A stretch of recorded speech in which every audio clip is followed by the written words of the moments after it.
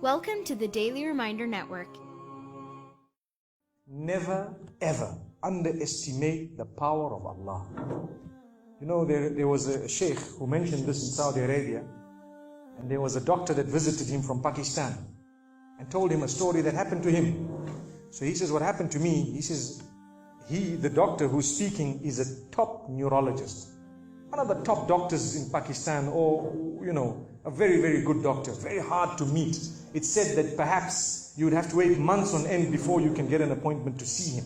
So what happened is, he says, I was flying from one city to another, a very busy man, flying quite often within the country and perhaps even outside. And he says, suddenly the clouds built up.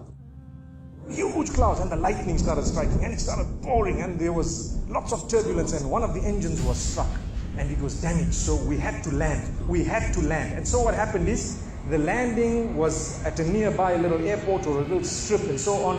And when they landed there, it was a remote area. How are you going to repair this aircraft? A few people who were on it, it was a small plane, they were, quite surprised because they landed it in such a remote place. No one's there to repair it. They would have to wait, definitely. So the doctor asks the captain or the pilot that, you know what, how long are you going to be? He says, no, we're going to be quite long. Well, I need to get to that area. Look, he says, it's just a 3-hour drive by vehicle. So why don't you just go by road? And you know, you can go there and get there. He says, okay, good idea, because this is going to take long. So he decides to go on one of the tri-shows, you know, in Pakistan, one of the areas, wherever it was, and he jumped in. And as they started progressing, the clouds built again. And the lightning was striking, and the rain started pouring. And it was pouring so much that their vehicle could not move much more because of the mud and because of everything else. And so it was quite an open area with a bit of farmland. And after a while they realized, look, we're not getting anywhere. There's a little house here. Why don't we just go there? We can read our salah. Perhaps we can, see, have a bit of a meal or whatever else.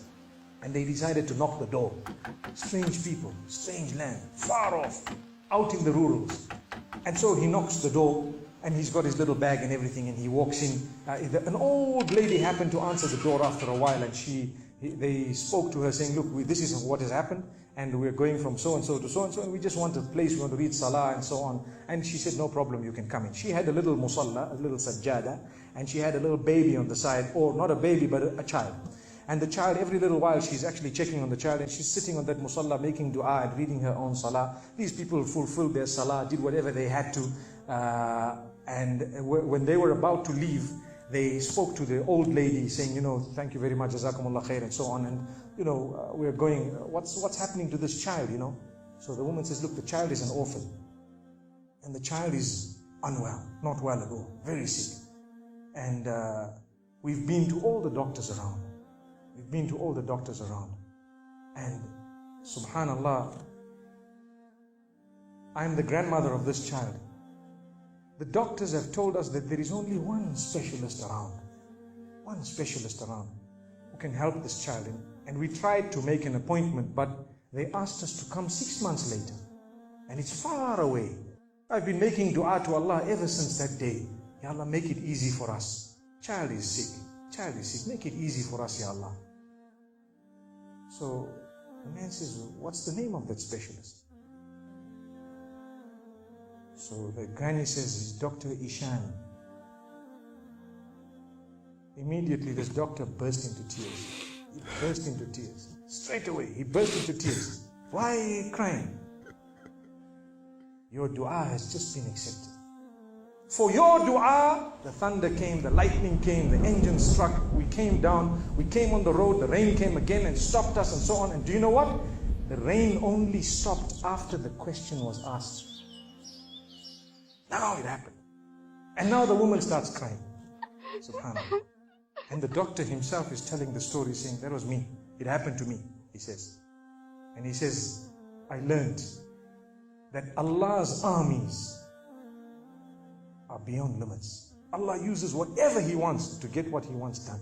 So, where in the wildest of the dreams of this person would they have felt or believed that the top man, whom it is semi-impossible to see without big appointments, would actually be driven all the way to the door, knock the door, come in here, read some salah, and they would have to serve the child here.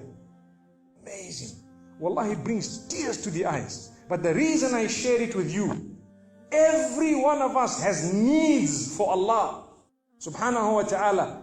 Just keep calling. Just have yaqeen. Have conviction. If it is meant, it will definitely come in your direction. You know, we use the term by hook or crook, but I don't want to use that today. I want to tell you, by the mercy and power of Allah subhanahu wa ta'ala, it will happen. It will come to pass. May Allah subhanahu wa ta'ala bless us. May He open our doors. May He grant us all shifa. And may He make us firm believers that for Him, nothing is impossible.